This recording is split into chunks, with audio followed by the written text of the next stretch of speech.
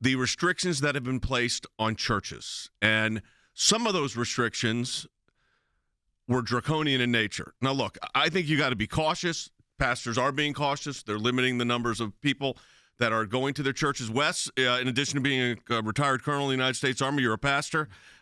Churches have responded cautiously, yes. I think, for the most part, responsibly. Yeah, they really have. And yet you have the government using the guise of COVID trying to tell them not only how many people can gather in the building, but what they can do when they gather there. You can't chant, for example. You can't sing.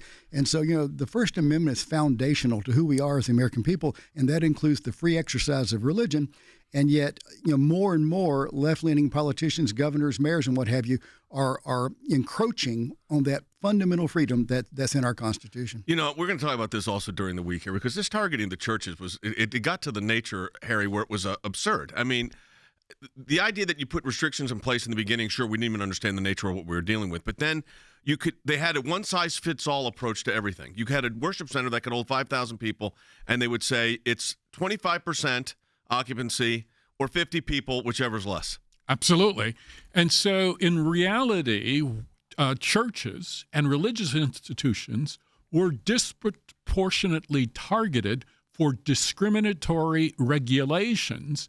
And now the United States Supreme Court, at least in terms of preliminary decision-making, is beginning to side consistently with churches. So just last week, there was a case involving the High Plains Harvest Church, a small Christian church north of Denver.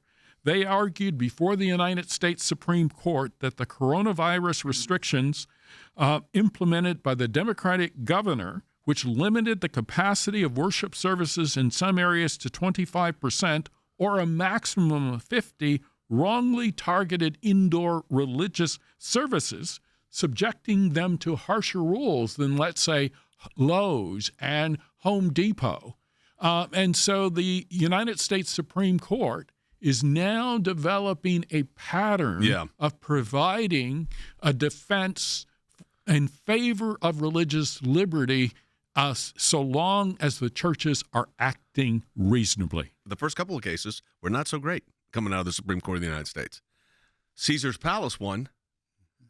Caesar won. Calvary Chapel did not. And then you had the restrictions in California that not only said you can only have 25 people there, no matter what the size of the worship center was, but you could not sing or chant, which goes to Wes's point that he made in the previous segment, that they were actually telling the churches how to conduct their service. Yeah, so much for the free exercise of religion. Free exercise is what that implies. You worship, you live out your faith, you affirm your faith in worship, and you have complete freedom to do that. And obviously they were violating that. And again, it's sort of scary whenever the government takes power, whether it's from a church or a school or from whatever, they rarely give it back.